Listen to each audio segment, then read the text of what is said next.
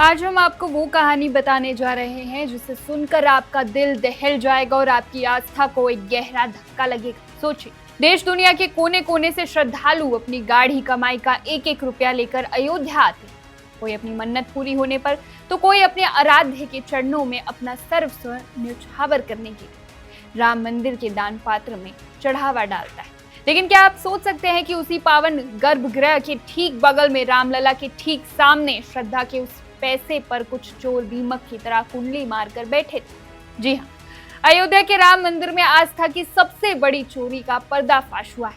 कोई एक बार नहीं, दो बार भी नहीं, बल्कि 40 दिनों के भीतर 70 बार रामलला का चढ़ावा चुराया गया। चोरी का तरीका ऐसा था जिसे सुनकर आप शर्मिंदा हो जाएंगे। नोटों की गड्डियों को जेबों में, कपड़ों में और पैरों के जूतों तक में छिपाकर बाहर ले जाया जा रहा था। इस पूरी कहानी की शुरुआत इसी साल 13 जून को होती है, जब उत्तर प्रदेश सरकार ने लखनऊ के मंडलायुक्त विजय विश्वास पंत की अध्यक्षता में 3 सदस्यीय एसआईटी यानी विशेष जांच दल का गठन किया।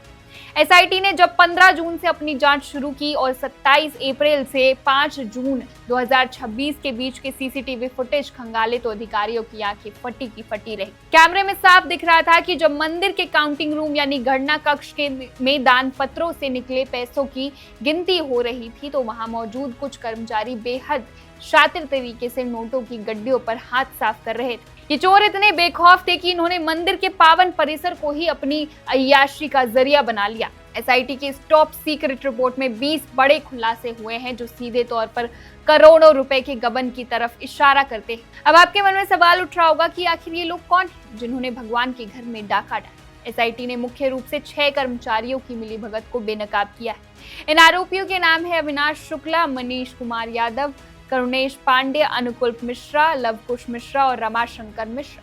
एसआईटी की रिपोर्ट कहती है कि अविनाश शुक्ला और मनीष यादव सीधे तौर पर पैसे गायब करते थे और बाकी के 4 लोग उनकी मदद करते थे, यानी पहरेदारी करते थे कि कोई उन्हें देख ना ले। हैरानी की बात यह है कि महज 15,000 रुपए की मामूली नौकरी करने वाले इन कर्मचारियों की जब बैंक खातों को खंगाला गया तो वहां पैसों का समंदर मिला। इनके और इनके रिश्तेदारों के खातों में भारी मात्रा में कैश जमा था, बड़ी बड़ी एफडी कराई गई थी और लाखों के वित्तीय लेन देन हो रहे थे। यहाँ तक कि जब 4 जून को जांच चल रही थी तो काउंटिंग रूम से सटे शौचालय से भी 2,25,000 रुपए बरामद हुए थे। इससे पहले ही ट्रस्ट ने इन संदिग्धों से करीब 78.94 लाख रुपए विदेशी मुद्रा और कई बहुमूल्य वस्तुएं बरामद कर चुके थे। लेकिन ये तो सिर्फ ट्रेलर है, क्योंकि 24 अप्रैल से पहले का सीसीटीवी फुटेज उपलब्ध ही नहीं है जिससे पता चल सके कि ये खेल कब से चल रहा था। लेकिन ठहरिए, क्या ये चोरी सिर्फ इन 6 कर्मचारियों की चालाकी थी? जवाब है नहीं।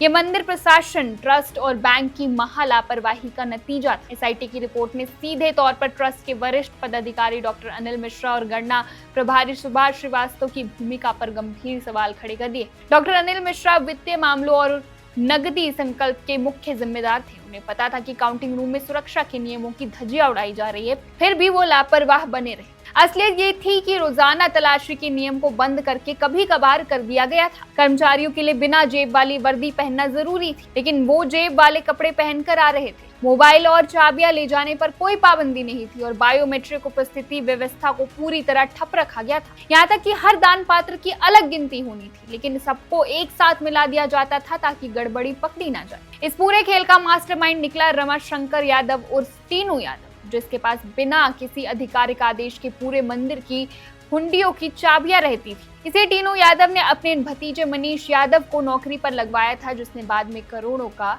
घपला किया। इस खुलासे के बाद अयोध्या से लेकर लखनऊ तक हड़कंप मच गया है। सोमवार को श्री राम जन्मभूमि तीर्थ क्षेत्र ट्रस्ट की 5 घंटे तक मैराथन बैठक चली, जिसमें पूर्व महासचिव चंपत राय और ट्रस्टी अनिल मिश्रा के इस्तीफों से लेकर आगे की रणनीति पर मंथन हुआ। हालांकि राहत की बात सिर्फ इतनी है कि सोशल मीडिया पर जो चांदी की ईंटें और बहुमूल्य सामान गायब होने की अफवाह थी वो गलत निकली।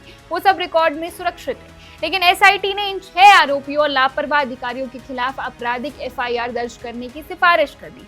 लेकिन ये सिर्फ एक कानूनी जांच नहीं है, ये करोड़ों सनातनी और राम भक्तों के भरोसे पर हुआ आघात है। अब सवाल ये उठता है, जिस राम मंदिर को देश की सबसे अभेद सुरक्षा का किला माना जाता था, वहां के काउंटिंग रूम में इतनी बड़ी सेंध कैसे लगती?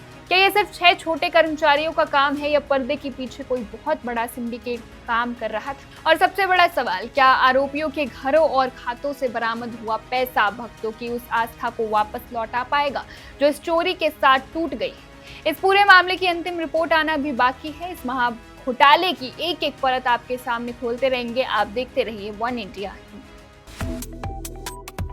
वन इंडिया को सब्सक्राइब करें और कोई भी अपडेट मिस न करें। अभी वन इंडिया ऐप डाउनलोड करें।